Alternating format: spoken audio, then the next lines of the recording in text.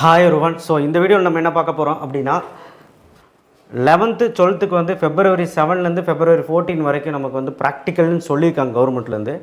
And 10th ஸ்டாண்டர்டுக்கு வந்து பார்த்திங்கன்னா February 22லேருந்து 28 முடி ப்ராக்டிக்கல் சொல்லியிருக்காங்க.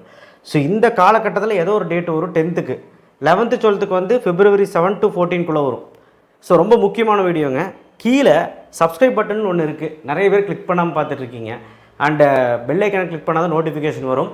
அண்ட் கண்டிப்பாக வாட்ஸ்அப் சேனல் லிங்க்கில் ஜாயின் பண்ணுங்கள். பப்ளிக் நெருங்கிட்டு இருக்குது. இப்போ என்ன பிரச்சனை நான் பேச வந்திருக்கேன்னா, ஸ்டூடெண்ட்ஸ்க்காகவும் கிடையாது, ஆசிரியர்கள் அதாவது டீச்சர்ஸ்க்காகவும் கிடையாது. இப்போ அந்த மாதிரி ஒரு பிரச்சனை தான் போயிட்டுருக்கு.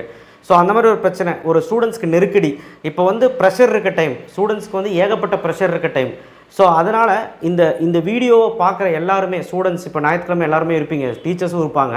பார்க்குற டீச்சர்ஸாக இருந்தாலும் சரி, ஸ்டூடெண்ட்ஸாக இருந்தால் ஒன்று மட்டும் புரிஞ்சுக்கோங்க. ஏன்னா ஒரு பக்கம் பையனோட ப்ரெஷர், பப்ளிக் ப்ரெஷர். கண்டிப்பாக அவன் பப்ளிக்கு படிச்சுக்கிட்டு இருக்கணும், டைம் இருக்காது.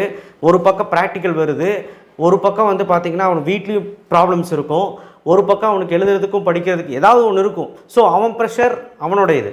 டீச்சர்ஸ்க்கும் ப்ரெஷர் இருக்கும். ஒரு சைடு வந்து பார்த்திங்கன்னா டீச்சர்ஸ்க்கு ஸ்கூலில் வந்து ப்ரெஷர் இருக்கும், ரிசல்ட் போயிடக்கூடாதுன்னு சொல்லி அந்த ப்ரெஷர் இருக்கும். கண்டிப்பாக அவங்க ரிசல்ட் போயிடக்கூடாதுன்னு பார்ப்பாங்க. இந்த மாதிரி எல்லாத்துக்குமே ஒரு ப்ரெஷர் இருக்கும். அந்த டைம் தான் இது, ஓகேவா? ஸோ இப்போ எதுக்காக சார் இதெல்லாம் பேச வந்தீங்கன்னு நான் சொல்கிறேன். இப்போ ப்ராக்டிக்கலுக்கு நமக்கு ஏதோ ஒரு 4 நாள் போயிருச்சுன்னு வைங்க. நான் எப்போவுமே சொல்கிற டைலாக் தான், லாஸ்ட் 2 நாள் வந்து இதுக்கு போயிடும். எதுக்குன்னா தமிழ் எக்ஸாம் படிக்கிறதுக்கு. நான் 11th 12th சொல்லிட்டு இருக்கேன். ஃபஸ்ட்டு 11th 12th மொத்தமாகவே 20 நாள் தான் இருக்குது. இந்த 20 நாளில் நீங்கள் படிக்கணும் அப்படின்னா செம ப்ரெஷராக இருக்கும் மைண்டில். இப்போ உட்காந்து பையன் படிச்சுட்டு இருப்பான், நாளைக்கு படிக்க முடியாது. காரணம் என்னென்னா ஸ்கூல் இருக்குது. அப்போ ஸ்கூல் இருக்க டைமு பையன் எப்படி படிப்பான் அப்படிங்கிறத இப்போ கேள்விக்குறி. அப்போது ரிவிஷன் 2ன்னு ஒன்று வருது. ரிவிஷன் 2 ரொம்ப முக்கியமாக. இதில் ஒரு பக்கம் ஒரு கேள்விகள் எழுப்பிட்டு இருக்காங்க ஆசிரியர்கள். அதாவது டீச்சர்ஸ் பக்கம் என்ன சொல்கிறாங்கன்னா, நாங்கள் ஸ்டூடெண்ட்ஸுக்கு சொல்கிறது, அதாவது எங்கள் பசங்க இருக்காங்களே அவங்க வந்து சொன்னது என்னென்னா, ஒரு சில ஸ்கூலில் வந்து நீங்கள் வந்து படிக்கலை அப்படின்னா கண்டிப்பாக நாங்கள் ப்ராக்டிக்கல் மார்க் போட மாட்டோம், ப்ராக்டிக்கல் அலோவ் பண்ண மாட்டோம், இல்லை இன்டர்னல்ஸ் போட மாட்டோம் அப்படிங்கிற மாதிரி சொல்கிறாங்க. அப்படின்னு சொல்லிட்டு தான் பேரண்ட்ஸ் பயந்து போய் அனுப்புகிறாங்க அப்படின்னு சொல்லி சில ப்ரெஷர்கள் இருக்குது. இல்லைன்னு நான் சொல்லலை.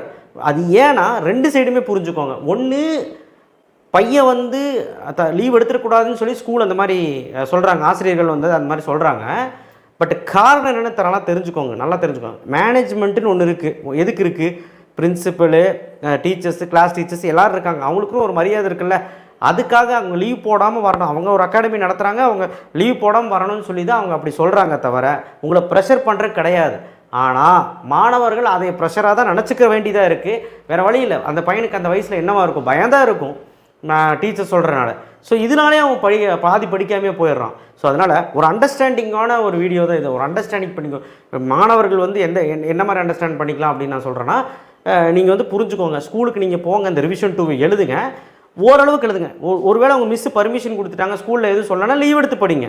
பர்மிஷன் கொடுக்கல, நான் ஸ்கூலுக்கு போய் படிக்கிறேன் அப்படின்னா ஸ்கூலுக்கு போய் நீங்கள் வந்து ரிவிஷன் எக்ஸாம் எழுதிட்டு வாங்க.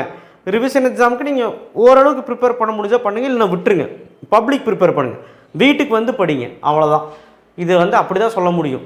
ஏன்னா ஒரு ஸ்கூல் ஒரு மாதிரி, மெட்ரிகுலேஷன் ஸ்கூல் ஒரு மாதிரி, கவர்மெண்ட் ஸ்கூல் ஒரு மாதிரி, ஒரு டீச்சர்ஸ் ஒரு மாதிரி. அதனால் நம்மளால் சொல்ல முடியாது, ப்ரெடிக்ட் பண்ண முடியாது. ஸோ அதே மாதிரி தான் டீச்சர்ஸ் சைடில் 1008 ப்ரெஷர் இருக்கும், அவங்களுக்கு 1008 வேலை இருக்கும். ஸோ அதனால் மேபி அவங்க வந்து அந்த ப்ரெஷரை வந்து உங்கள் மேலே திணிக்கிறாங்க, அவ்வளோதான்.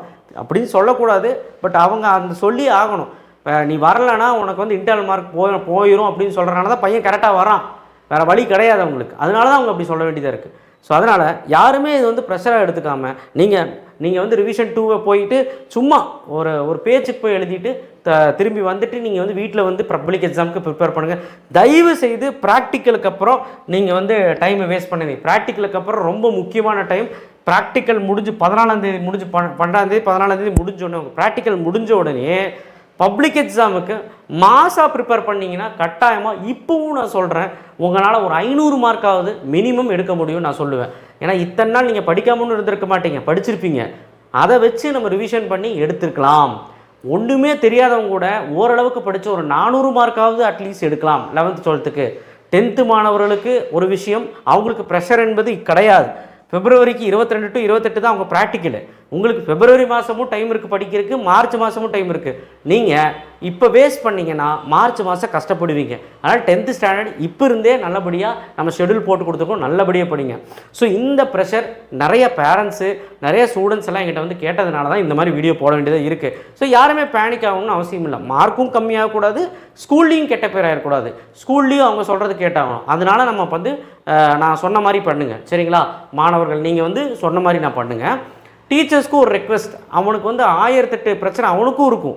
ஸோ அவனோட மனசில் அவன் என்ன நினச்சிட்டு இருப்பான், அவனுக்கு ரொம்ப நெருக்கடி கொடுக்குறான், அவன் ப்ரெஷர் ஆனால் படிக்க மாட்டான்.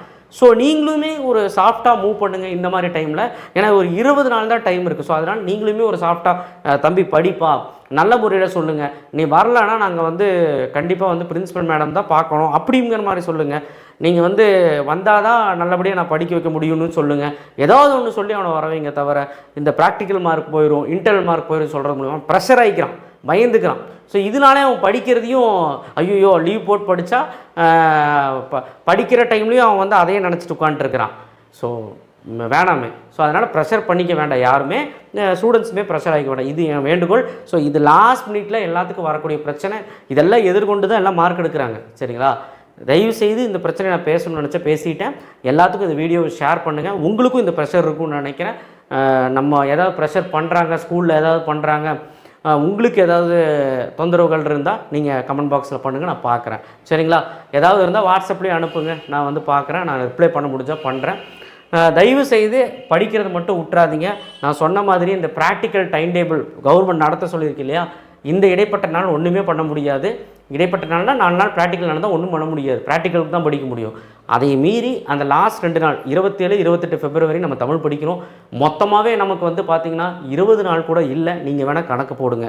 ஸோ 20 டேஸ் கட்டாயமாக பயங்கரமாக உங்களால் முடிஞ்ச அளவுக்கு உங்களுடைய ஃபுல் பொட்டன்ஷியல் ஹார்ட் ஒர்க் போட்டு நல்லபடியாக படித்து நல்லபடியாக வெளியுவாங்க. கட்டாயமாக உங்களால் ஜெயிக்க முடியும். தேங்க்யூ. ஷேர் பண்ணுங்கள், சப்ஸ்கிரைப் பண்ணுங்கள், மறக்காமல் பெல் ஐக்கானை ப்ரெஸ் பண்ணுங்கள்.